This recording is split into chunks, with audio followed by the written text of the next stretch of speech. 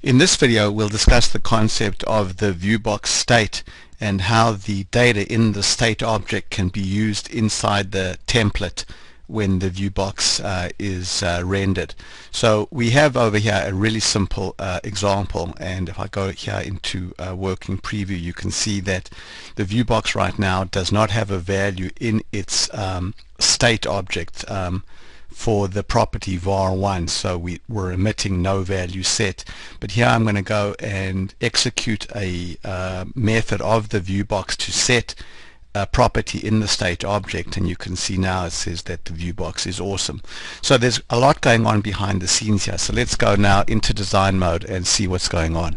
So first of all, we'll open up the Viewbox builder, and we can see that this Viewbox here is based on data as opposed to static HTML. That's important, and so that means that the HTML that the Viewbox rendered is generated by merging data into a template. So in this case we actually have just specified a null object, so open curly bracket, close curly bracket, as the data object, because there is no real data that we need.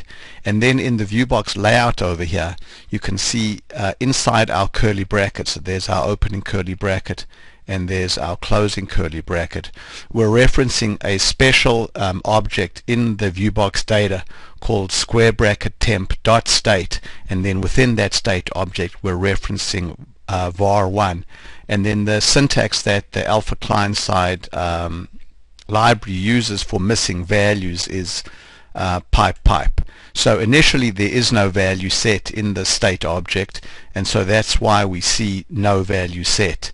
But then if we go over here to our button, we can see that what this button does is get a pointer to the Viewbox object, and then it calls the set state method of the Viewbox control and sets the state object here property var1 to this text over there, Viewbox is awesome, and then it does a refresh of the Viewbox. So when the Viewbox is refreshed, the state object now has a property called var1, which has a value of Viewbox is awesome, and so the Viewbox gets re-rendered showing that value.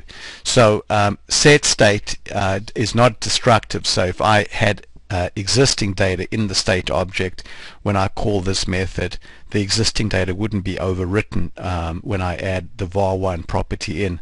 So in addition to the .set state method, there's a get state method to read the state out of a Viewbox object, and there's also a clear state to clear the state object. So let's go now and run this again.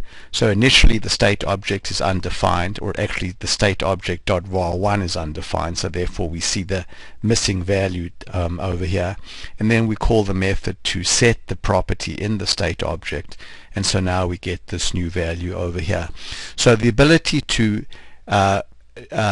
use values in the state object, in the Viewbox's state object, while the template is expanding is a very powerful concept, and methods that allow you to set and get the value in the Viewbox state give you a great deal of power over how the template is going to be expanded from the Viewbox data. Thanks very much for watching.